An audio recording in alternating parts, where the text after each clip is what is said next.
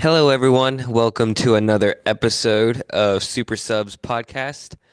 Um, I'm your host, Narvin Amatia, and missing my co-host, Harish.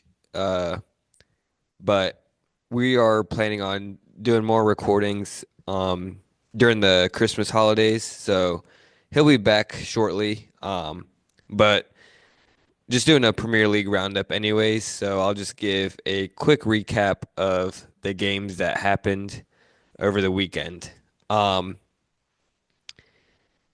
as we start off every episode, my super sub of this weekend um, was actually outside of the Premier League and just had to give a big shout out to Alexander Sorloth, who got a 96th minute winner um, to put Atletico Madrid on top of the table. That game was absolutely one-sided. Barcelona just dominated the match, but Atletico, uh, in a classic smash and grab, um, they were really pinned back the whole game.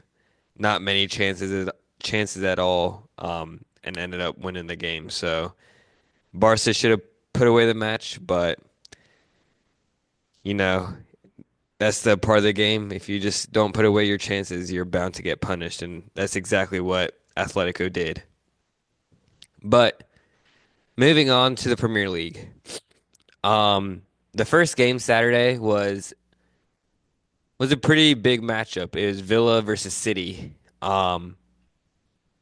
City, they lost 2-1, and that is now 9 losses through 12 matches, which is just diabolical. Um, Considering we're talking about Man City. Uh, just to quickly recap this game, Villa, they should have been up early, probably the first 20 seconds of the game. Bardiol, he does a poor back pass, leaving it short. And Duran, to his standards, was poor finish. And maybe a minute later, Villa get a corner kick. Pau Torres, uh, great header, but an incredible save to Ortega. And 15th minute is when Villa strikes Duran, grabbing another goal. Uh, it was just too easy of a goal. The way they experienced veteran like John Stones let Tillemans turn so easily to play that through pass to Morgan Rogers, who got the assist. It was just too easy. It's broken down way too easily. And then the second goal came in the 65th minute by Morgan Rogers. And I think Morgan Rogers, this was one of his best games this season. I know he's been one of their bright sparks, but he was on a whole nother level today. He outclassed the entire City team. You could just see he has all the tools, power, pace, uh like the way he just shrugs off players is crazy. So I thought Morgan Rogers, he was the best player on the pitch for sure. Uh and towards the end, it was a bit sloppy from Villa, lost focus a little bit, and Foden, he grabs his first goal of the season. Um, Possible confidence boost, I don't know. The and the way the game played out, I don't think the scoreline really reflected how the match should have gone. I thought Villa missed a few quality chances. Could have definitely been worse than the 2-1 scoreline. So, worrying signs for City, who now drop on the table. Uh, they moved down to seventh with 27 points. So They're still 4 points off the top four, which is doable, but the form that they're in is just shocking. Uh, and the teams that are ahead of them are deservingly ahead. So Pep, I think, I think he has some questioning to do himself. Uh, he's obviously regarded as one of the greatest managers. In my eyes, he's up there, but I don't think he's the greatest of all time in terms of managerial managers. Uh, I think he has been fortunate in the past inheriting great squads. I know he did build up that Barca squad a bit, implementing Busquets in there, uh, and kind of implementing the tiki-taka style that really changed the game. But in terms of really rebuilding a squad, that's going to be his true test now, and we'll see if he's able to adapt. But I think I think Pep needs to be questioned as well because 9 losses in 12 is a sackable offense. But due to the credit in the bank, obviously he's not going to get sacked. But if it was any other manager, it's definitely questionable. And Pep, he's he's a bit stubborn. I think City, when they're doing so poorly defensively, just you got to go to basics and just set objectives. Like, don't play so high when you know you're so vulnerable. Um, just simple little tweaks. Um, so we'll see. City Boxing Day. They're going to be playing Everton, which should be a win. So that could be a confidence booster game, but we will see. Everton, they did come off a good draw versus Chelsea today, who's flying. So, but based on levels, City should beat Everton. But again, we don't know what type of City we're getting. Uh, to move on, Brentford versus Forest. Brentford, they suffered their first loss at home, 2-0 to Nottingham Forest. Uh, I thought Forest, their two wide players in Hudson Odoi and Elanga had a terrific game. Uh, Goal scorers for Forest were Ola Aina, who, funny enough, he actually scored and got an assist from his counter wing back Nico Williams. They've their whole back line have been quite solid, and Nico Williams, I think he's really developed into a pretty good player since moving away from Liverpool. Uh, Brentford, they had a few chances, but it came very late. And Buemo, he had a great delivery to Ayer, the defender for Brentford, but Sells, he made a terrific save. Uh, and I will say the one player also who's going under the radar and has been a terrific signing for Forest is Elliot Anderson. He does this at least once a game, which I've noticed, but he makes that underlapping run, uh, and then always gets a cutback cross into such a dangerous area. Always somehow manages to pick out his man. Um, Almost got an assist again that same way. Makes an underlapping run, gets it from Adoy, and uh, crosses it, I believe, to Wood. And Flecken just made a good save. But Elliot Anderson, he's I think he's been a very important player for Forest and one of their stars. I know Gibbs White gets a lot of the shouts, as he should. Um, but Elliot Anderson, I think he's one that also deserves to get some praise out there. So good win by Forest, and that puts them in the top four now, right behind Arsenal. Forest sitting in fourth place with 31 points.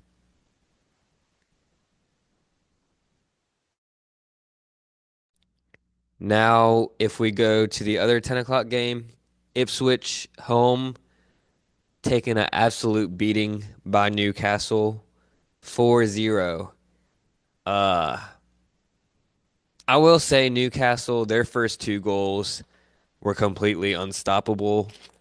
Uh, the first goal by Isak, it was a great technique, hitting it hard onto the ground, on like a half volley. Great technique, just a lot of power. So can't really blame the keeper. And then Murphy, his Jacob Murphy on the score sheet again. Uh,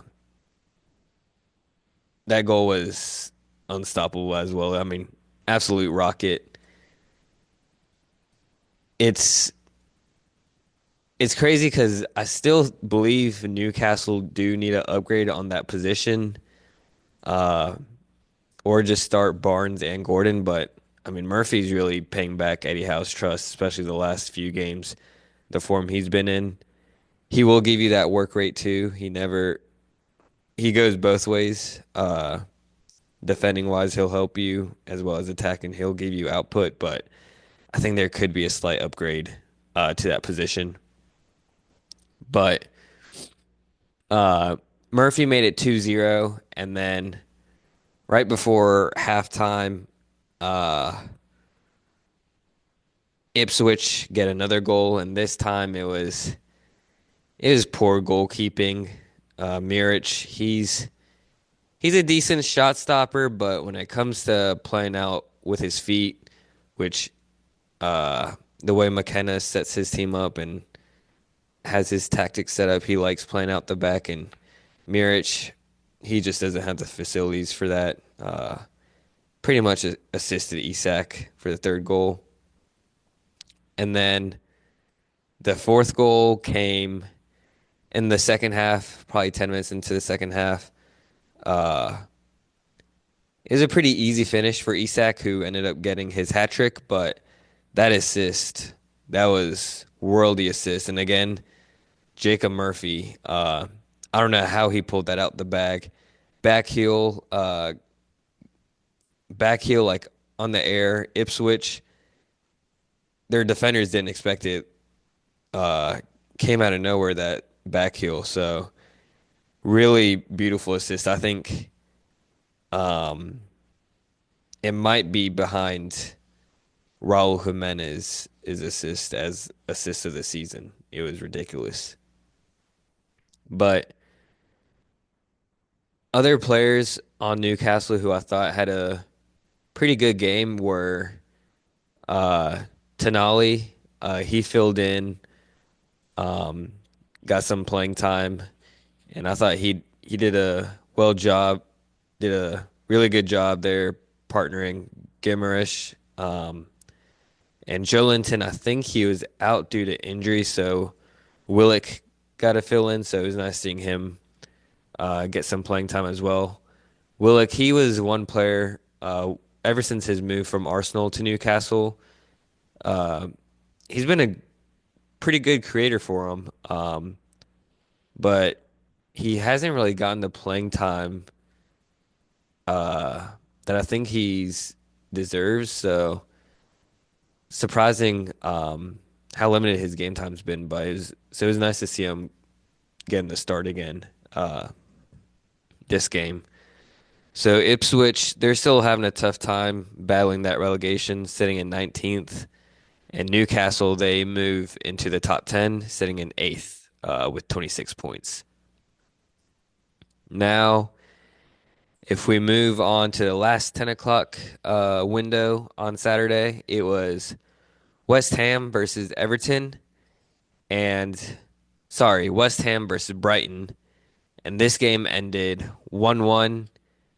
Uh, I think I mentioned it last podcast, but Mikel Antonio, the unfortunate accident he was involved in, he'll be out for quite some time. So Fulkrug has been getting the start, but this man, he's been dropping stinkers after stinkers whenever he is given a chance.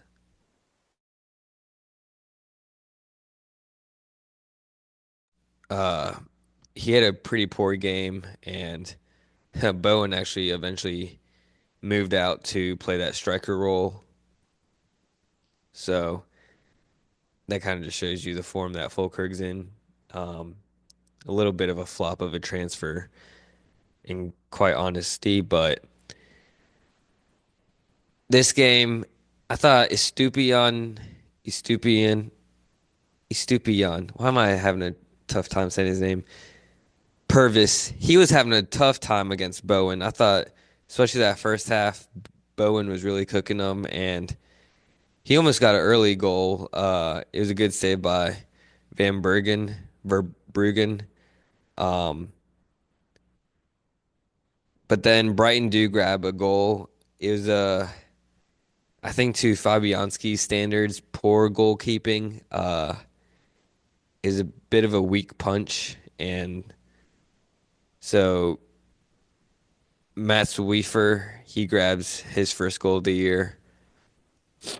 Um, Sorry, and this was in the second half because I'll be honest, that first half it was quite poor from both sides. Uh, Expected goals zero point oh 0.06 for Brighton, zero point 0.3 for West Ham. Um, Second half was kind of where the action was. I mean, just the total shots in the first half, it was three for West Ham and two for Brighton. So second half was a little bit more action packed. And so Brighton took the lead, but not even 7 minutes later, Mo Kudos gets a goal, kind of created by Bowen, who made a really just a direct run to goal, carrying the ball, gets a shot off, but Kudos kind of follows up on the rebound. So that game ended 1-1. Brighton, they still stay top 10, 10th at the table, 25 points. And West Ham, they're sitting in 14th, with 20 points.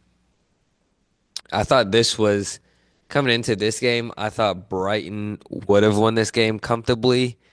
And I thought with Christmas coming, usually is since it's kind of the second half of this season, once Christmas time comes around, there's a lot of managerial decisions that are been made around that time. So I was a bit worried for Lopetegui, uh, because I thought Brighton would win comfortably, and that would have been his faith, as West Ham manager. But uh, they're gonna stick with him, um, and we'll see what goes from there. And then the last game of the day was Palace versus Arsenal. This game started off. Uh, I'm not a fan of. I know it's the Premier League can't control it, but these two just played midweek against each other in the Carabao Cup, so getting matched up again is just it loses like the excitement a bit, I feel like. But Arteta did make a few tweaks to the lineup. Because Jesus had such a good midweek, getting a hat trick, Jesus got the start up front, and Havertz was dropped in the midfield, and Rice was actually benched, as Partey, Thomas Partey started in that midfield with Odegaard and Havertz. Um, and the game started off really quickly with Jesus grabbing a goal, in the 6th minute, and because it was such an early goal, it looked like it was going to be long days for Palace, but uh, Sar, he's Ishmael Sarr for Crystal Palace. He's been playing really well. He grabs a goal 5 minutes later to make a 1-1. But then again, 14th minute, uh, set piece merchants, Arsenal off a set play, and Jesus, he grabs another goal. And then right before halftime, Havertz, he thinks he gets a goal, but it's off the post. Or sorry, Jesus thinks he gets his hat trick off the post, and Havertz there for the rebound. 3-1 going into halftime kind of killed the confidence a bit, uh, especially because a few minutes before that Havertz goal, when it was still 2-1, uh, Jean-Philippe Mateta, he missed I thought, a really easy chance off a Saliba mistake, which could have equalized it. And so that was a bit of a killer, always conceding before halftime. And then coming out in the second half, there wasn't too much action. The fourth goal Palace conceded, it was quite poor defending from Nathaniel Klein. He was kind of I don't know, he kind of misjudged the pass and Martinelli got in behind. And then Rice eventually did come on as well. And to be fair, he did grab an assist, as well as a goal. So Arsenal, they still sit in third place, um, right behind Chelsea, um, with 33 points, and Chelsea are in second with 35. So still tight, um, and they're 6 points off of Liverpool, but Liverpool still have a game in hand. So overall, Palace, I think, conceding that third goal was just a killer for their confidence going into the second half. Um, and Arsenal, they got a statement win. I think the only downside to this game, Saka, he had to come off quite early in the first half due to injury.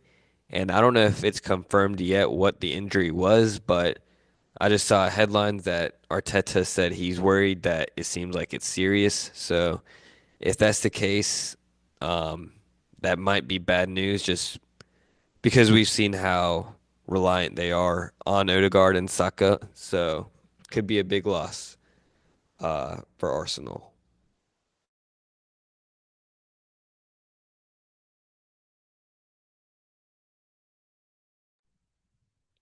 Now, if we move on to Sunday's games, there's a quadruple header at the 9 a.m. window. I'll start off with literally a really quick recap on Fulham Southampton. That game 0-0. Not much to take away from this except Ramsdale. I thought he had a really good game. This was also Southampton's first game without Russell Martin. Their new manager, he was in the stands, not in the dugout though. He'll be in the dugout after Christmas, um, Boxing Day. But 0-0, Ramsdale, he made a really good save towards the end on a Harry Wilson volley. Uh, and then Adama Traore, he almost had a late goal, dragged it just wide, but other than that, not much to take away. Uh, it was it was level, but it was pretty dominant on Fulham's side in terms of the ones who had majority of the possession as well as the chances. And Fulham, I feel like they're a bit of a sleeper, but sitting top 10. Marcus Silva is doing a really good job with this squad, um, taking them to ninth place at 25 points, right behind Newcastle. And then if we go on to the Chelsea Everton game, this was another uh 0-0 game, Everton getting the draw at home. I thought Chelsea is very one-sided. Chelsea pretty much controlled the match. Um, I'm not going to use the weather as an excuse just because it does affect both teams, but I think the heavy rain would favor Everton a bit more. Just because Chelsea like to play that slick style of soccer. Um, but Nicholas Jackson, he missed two good chances that first half. One off a Cole Palmer cross. Credit to Pickford, it was a good save, but I think to Jackson's standards that he set this year, that should have been a goal. And then there's another chance where Jackson hit the post. It was it did come at him quite fast off the corner, um, but then again, it was like a maybe not even 2 yards out. Uh, and to be fair, Everton they had their moments as well. Jack Harrison he had a chance in the second half. Um, Mangala had a chance in the first half. Good save by Sanchez on both. And then second half as well, there was one chance where Njai he thought he had a wide open tap in, but Tosin makes a excellent slide tackle to kind of block the shot. But still, it was pretty one sided. Uh, just a just Chelsea just weren't their sharpest today, um, and that will happen. But I think to what Harish had pointed out last week, there's going to be games where it's ugly, but you got to find a way to win it. This was one of the games where it's a bit ugly, and they just couldn't find a way to win it this time around. Uh, but still, Chelsea exceeding basically my expectations. Still, coming into this season, said it numerous times. I didn't think Enzo Maresca would know who his best 11 would be so quickly. But just his personality, being a cutthroat manager, and really being what I'd say is a great tactician as well, playing to different players' strengths, like Enzo, just revitalizing himself in the midfield. And I think that has to be credit to Maresca making that change. And so Chelsea, they're in second place. I don't, based on last season, they were a bit of a mess with such a large squad, but I think Maresca's really found his core group of guys that he knows he wants to work with. And it helps also in the Conference League, they're basically playing with like their second team. So a lot of their players get rest. So Chelsea, they're sitting in second place, 4 points behind Liverpool. Um, the third game I'll go is Leicester versus Wolves. Leicester, they took a absolute beating by Wolves. Wolves, this was their first game with under their new manager, Vitor Pereira. And this was a coach who I thought was a little shaky. He's a little shady. He's managed quite a bit of teams, but shady in terms of the sense that he managed a team in Brazil, Corinthians, who are a pretty well-known club in Brazil. And after the season, uh, he said, "Oh, I can't extend my contract. I have to go back to Portugal to take care of my mother-in-law who's sick." And just a week, not even a week after he said that statement, he went ahead and signed as the new manager of Flamengo, who's basically the rival of that team. So he's a bit of a shady dude, but that's just a little story on him. Uh, but Wolves, the slight change he made was starting Gonzalo Guedes, and he's he's a player who I always thought had a little bit of talent, uh, and was a little bit underutilized by Gary O'Neill. Uh, but Gonzalo Guedes gets the start, and he ended up getting an assist and a goal, so paid off well for Vitor Pereira. Uh, I thought the first goal was it was a good finish by Guedes, but defending wise, it was shocking by Leicester. The way just a simple ball over the top by Nelson Semedo couldn't get picked out by Vestergaard or Cody, who are both quite experienced. So they go down 1-0, and then uh 36th minute, Rodrigo Gomez, he gets a goal. Again, it was comical defending by James Justin. I don't know if it was a miscommunication between him and Danny Ward because James Justin, he just like the ball got played cross field and James Justin looked like he was going to chest it, but then last minute changed his mind and just decided to let it go. So I don't know if he got a shout from Danny Ward to let it go. Uh, I wouldn't be surprised if he did, just because Danny Ward is quite a trash goalie. No disrespect. But yeah, James Justin just lets it go, and Rodrigo Gomez just chests it down and gets an easy finish off of it. And then right before halftime, 44th minute, Mateus Cunha goes on his continuing his incredible form, gets a goal. The I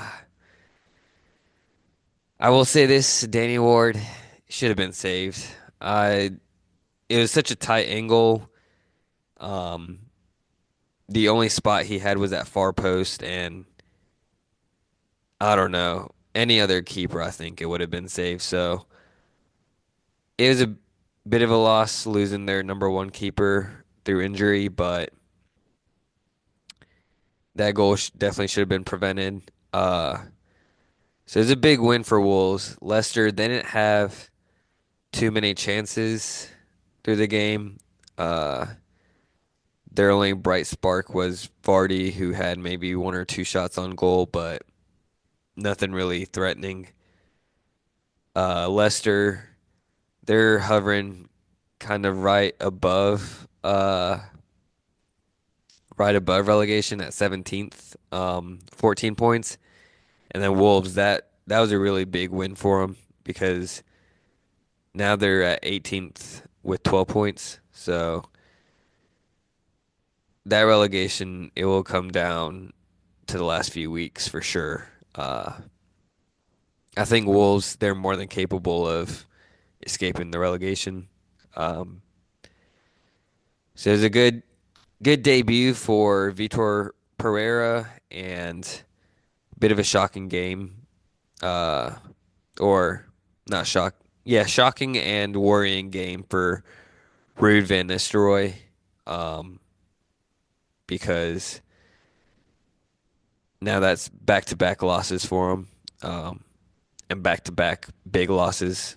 They lost 4-0 to Newcastle the match week before, 3-0 against Wolves, and then they got Boxing Day. They got Liverpool, so another beating. Um, yeah, that's just worrying signs for Leicester. And then the last game in the 9 a.m. window, this one I saved it for last on purpose just because I wanted to touch on it a bit more. But it was United versus Bournemouth, and we took a 3-0 beating at home by Bournemouth. I'll be honest, I think the only player who deserves to come out this game with their head held high is Bruno Fernandes and I'll also say Amad Diallo. Um, but those are really the only two players. We were really poor. Again, coming into the game, 42% of the goals we conceded were off set pieces. And again, in this game, we concede it was a questionable free kick, but nonetheless, Bournemouth, they get a free kick around the 30th minute, and Xerxes, that man, uh the goal scorer is Hoyson, who had to be fair to him, is a good header. Um, it was unsavable, but Xerxes just loses him and lets him get in front of him for the header. And it's not acceptable. I mean, Xerxes, he's a big body too. He's 6'4". That should have been easy clearance. Should have been prevented, but just caught caught sleeping there. So Bournemouth 1-0. Um, I will say the chances we did have today, it came from Bruno Fernandes. He had two he had two shots, both outside the box. One was really I thought one he should have put it away for his standards. The other was quite a good effort. It was a long ways out, but he was the only one. Amad Diallo, I thought he had a pretty good game, but Kirk has also had a really good game for Bournemouth, kind of shutting him down. Um, but I will say Amad Diallo, he definitely didn't have his shooting boots on today. A lot of our players' shots today were just it was like watching people uh learning how to shoot for the first time. Like they were just skying all the shots. Um, because to be fair, we had when it comes to expected goals, we had 2.28 expected goals versus Bournemouth's 1.63, but we just weren't clinical. And yeah, training session, we definitely got to work on shooting because that was a really pathetic display. All our efforts. And then going on into the second half, this was one of Mazarawi's poor games as well. I don't know what he was thinking when he dove in on the challenge for Clivert because yeah, Clivert beat you with a skill move, but he was going across the byline and he was kind of running out of space. So he was either going to go for a goal kick. Plus, if he did get the cross off, I mean, we had plenty of guys back there who would have been there to clear it. So there was just no need to make that challenge by Mazarawi. And we've seen him, like, he's intelligent enough to know that. So I don't know why he dove in, gave the penalty away. And Clivert, he's a penalty specialist. It was a coolly taken PK to put him up 2-0. Uh, and midweek when we played Spurs in the Carabao Cup, when we went 3-0 down, I still had hope and we're like, all right, we still got a chance to come back just knowing it was Spurs and we'll touch on them a bit, but this game when we went 2-0 down, I knew that was game. Just because of Donny Ariola, I think he's a good manager, knows how to see the game out. Um, and he can adapt unlike Ange. But again, we'll go to that game later. So Bournemouth 2-0 lead, and then not even 5 minutes later, this one gave me a little bit of flashbacks of the Ten Hag days, but Ouattara gets on the end line and cut back cross to Semenyo, who gets a goal, um, continuing his form. But there's a few players I want to touch on at United. Um, or let me give a quick shout out to a few Bournemouth players before I rant on United. Uh, Hoyson, I thought he had a great game. It's wild. He's only 19. He's he looks so composed back there, especially filling in for a big time player missing in Senesi. So I thought he had a really good game. Kirkes continues to impress. Uh, he's a player I really want at United.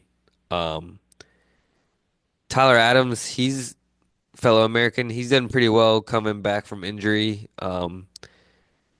He works really hard putting a shift in defensively, kind of like the anchor of that midfield. And then Clivert, I thought he had a slow start to his Bournemouth career, but this year he's really starting to develop and build chemistry with the squad, and I think he's slotting in really well. And then Semenyo, I think he's quite underrated. Still upset that I completely missed him out on when we were doing our combined 11. And then Evan Nielsen, I know he doesn't always get on the stat sheet, but this guy, he's a really neat and tidy striker. That third goal, yeah, it was a nice cross and finish, but it was a pass by Evan Nielsen uh, to Atara. Um, like it was the pass to the assist was beautiful weight, like the weight on it that he put it, like the weight of pass was just beautiful. And like I said, I know he's not always on the stat sheet, but in terms of like being a nuisance, he's always a nuisance. And I think it was the game. I forget which game, but when Clivert had the hat trick off of the PKs, all the yeah, Clivert gets all the praise for putting those away, but all those PKs were drawn by Evan Nielsen. Uh, so I think Evan Nielsen's he's a player. The goals will come eventually for him, but he does a lot of the work that doesn't come up on the stat sheet. So I wanted to make sure to give him a shout out. Now going on to United, uh Mazraoui, this was one of his poor games, so I'll let him get off with it. I mean, I think since coming in, since his transfer from Bayern to us, he's been exceptional, one of our best players, so I won't dig at him too much. Um, Tyrell Malacia, I know he's playing after being out for so long, but man, he just doesn't look Premier League ready.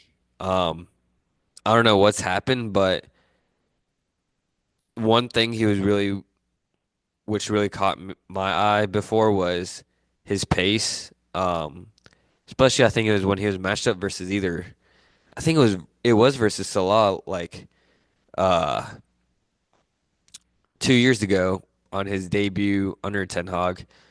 Uh, like he was keeping up with Salah, causing such a tough time for Salah. But man, this game, the first game he was back for us this year, like he just looks off of it. Uh, and it's a bit worrying because Shaw's not going to be coming in anytime soon. Uh, Dallo, he's another player. I think,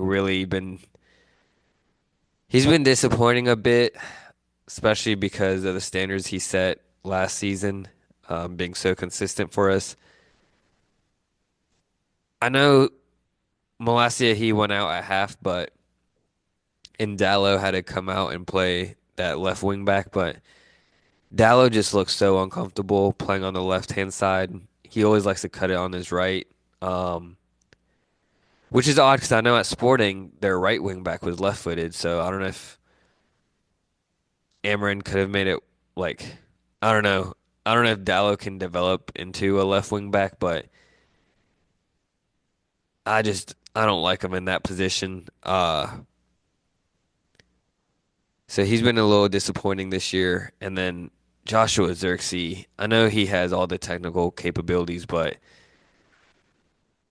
he just looks so like off of it in terms of like disinterested. Uh the Hoyland came in and he looked so much better than Xerxes. I don't know, Xerxes, I don't think playing that striker role is for him on this squad. I think he might be better suited as the inverted 10, but I think the inverted 10 that's kind of pinned in for Bruno and Ahmad at this point. So Xerxes, he's a bit frustrating to watch just because I know he has the technical capabilities, but he just lacks like that drive. Like I know uh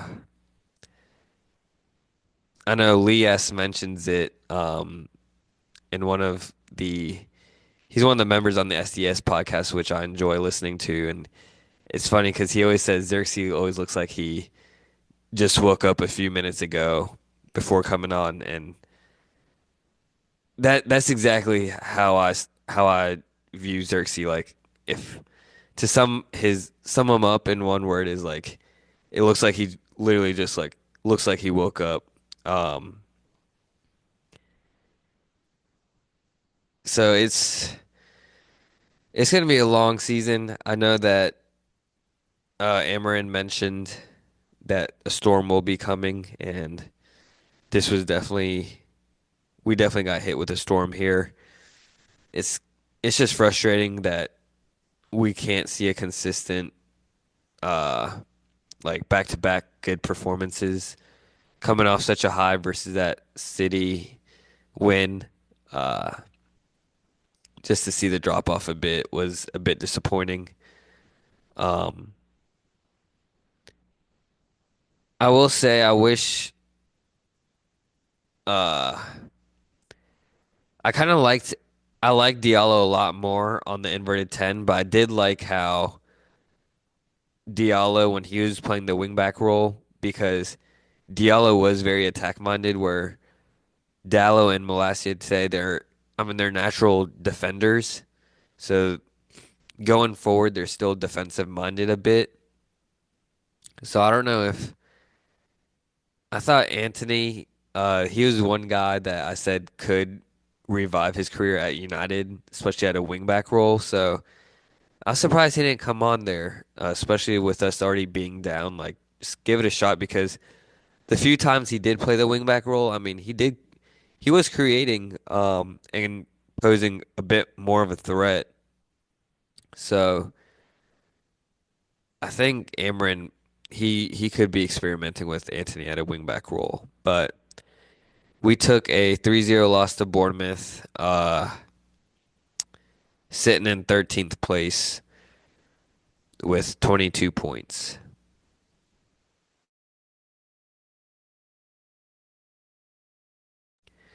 Now moving on to the game of the day. And this game, I had a pleasure to watch with Harish in person. So uh, this was a highly anticipated match with Tottenham versus Liverpool. Um, Tottenham, uh, the quote that perfectly describes Tottenham is the classic from Forrest Gump, but life's like a box of chocolates. You never know what you're gonna get. You never know what you're gonna get. Uh, that's exactly what if you had to describe Tottenham, that will fit them perfectly. But they took a 6-3 loss, and don't be fooled. The scoreline could have been a lot worse. Generally, I think Liverpool could have put 8 or 9 past Tottenham. Um, maybe 2 minutes into the game, Fraser Forster continuing his horrendous distribution from midweek, plays it straight to Salah, like a 2 yard pass straight to Salah. Um, gets bailed out with a poor finish by Salah. Um, but then Liverpool they grab a goal around the 20th minute by Diaz. it was an easy header because the assist to him by Trent, uh, that assist was ridiculous. It was on a platter. That's a classic Trent assist. And then maybe 10, 15 minutes later, McAllister, he gets in the score sheet. Is a cross in by Robertson, Szoboszlai with the header, and then uh, header to McAllister who heads it in. So Liverpool 2-0. Um, you could kind of feel the what do you call it? You could kind of feel the um, Tottenham fans getting antsy a bit.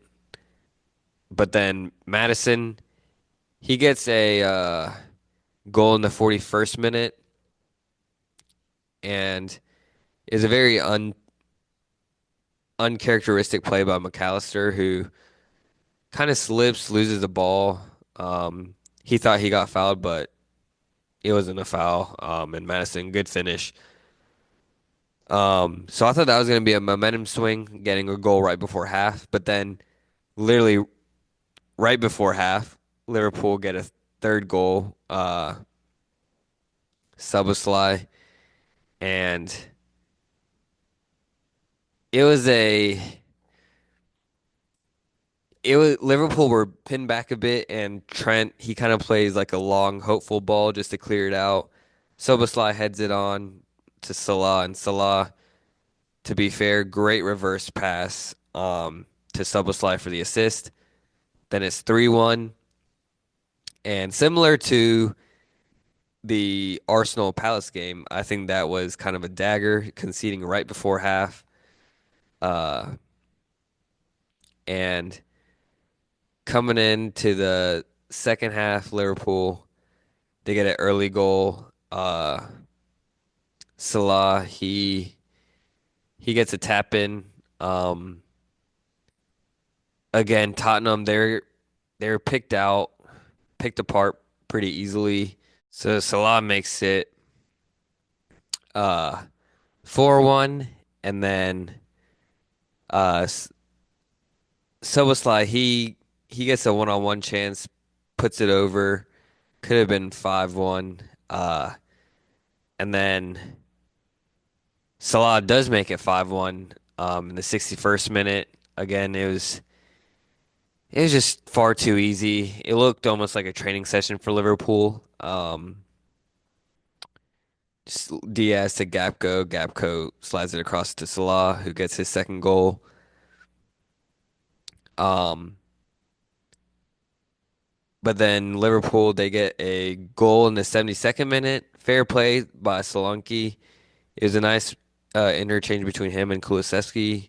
Solanke with a little dink over Van Dijk. I think Van Dijk gets a little touch to it, but good finish by Kulusevski to make it 5-2. Um, and then probably 10 minutes later in the 83rd minute, Solanke, he gets a really good finish, half volley, uh, to make it 5-3. And that gave, uh, that gave Tottenham some hope. Um, but it was a little too late, and Salah he ends up getting a assist to Diaz 2 minutes later. This was a really impressive finish because it was such a tight angle. I thought Diaz was actually crossing it, but he goes for goal, makes it 6-3. I think a few minutes before Kulusevski's goal, actually Diaz could have.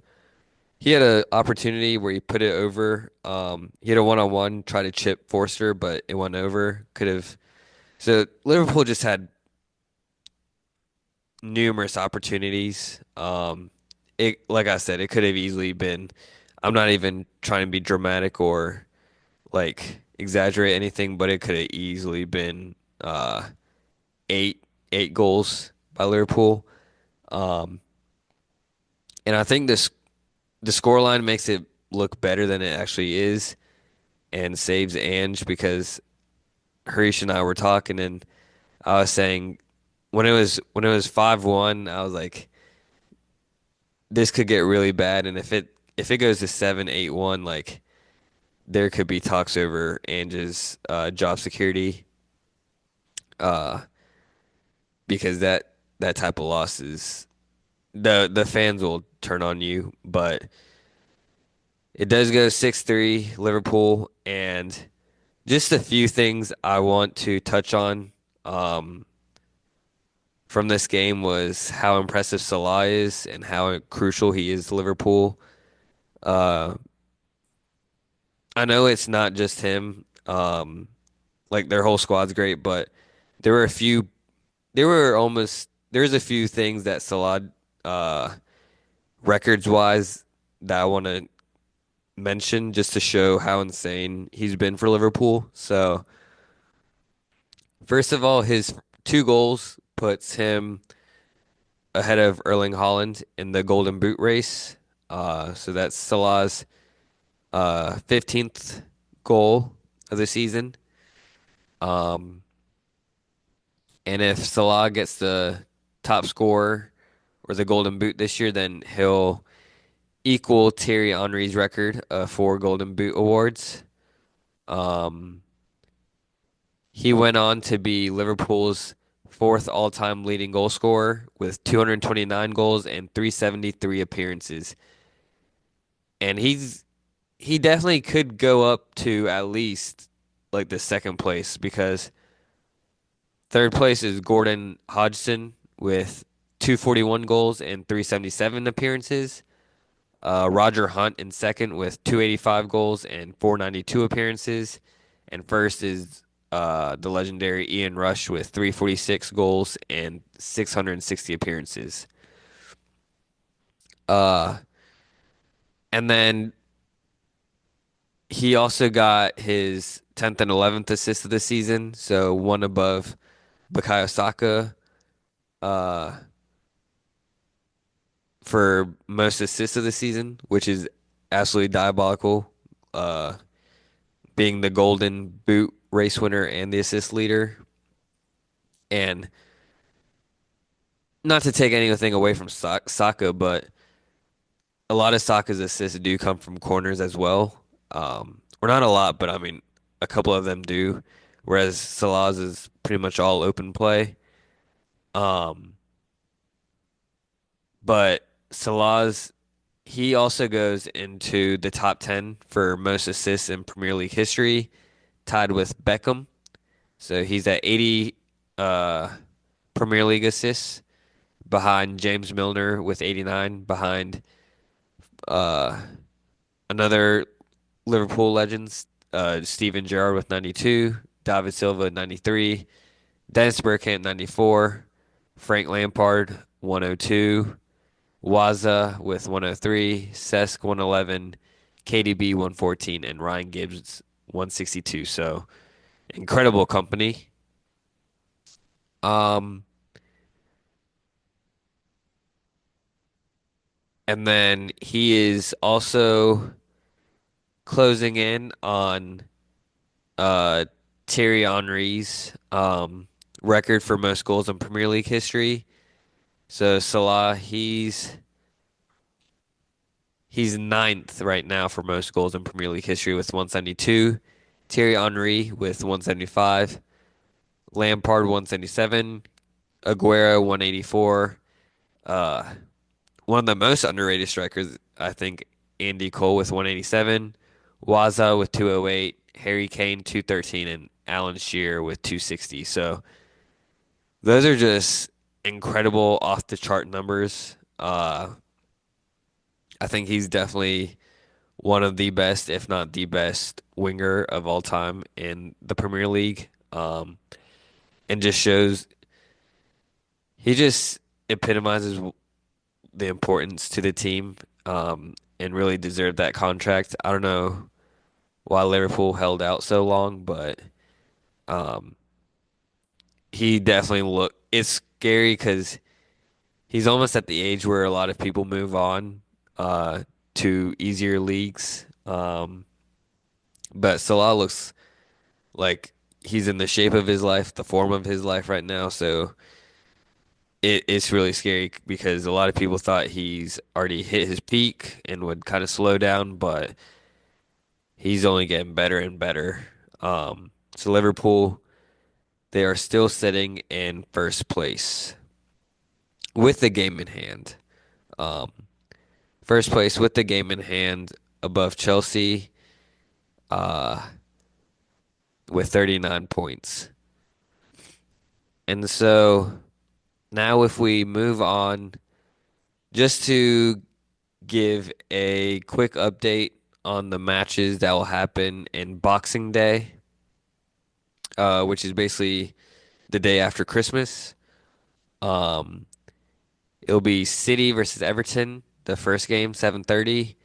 Then 10 a.m. window, we got Bournemouth Palace, Chelsea Fulham, Newcastle versus Villa, Forest versus Tottenham, Southampton versus West Ham, Wolves versus United, and Liverpool versus Leicester. And then Friday, the 27th of December, is Brighton versus Brentford and Arsenal versus Ipswich. Uh, then it's usually Saturday, the 28th of December, no Premier League, and Sunday, December 29th. Uh, so it's a quick, players don't really get much rest. Only two days later, will be games again. Leicester versus City, Palace versus Southampton, Everton versus Forest, Fulham versus Bournemouth, Tottenham versus Wolves, and West Ham versus Liverpool. Um, then December 30th is Villa versus Brighton, Ipswich versus Chelsea, and Man United versus Newcastle. So we are planning to do a special episode during the week. I'm quite excited for it. Um, and I'm sure we will recap the games of Boxing Day and then uh, recap the match week following Boxing Day matches as well. So, with that, thank you all for listening to another episode of Super Subs Podcast, and hope you all have a wonderful holiday. Enjoy Christmas, and until next time, peace out.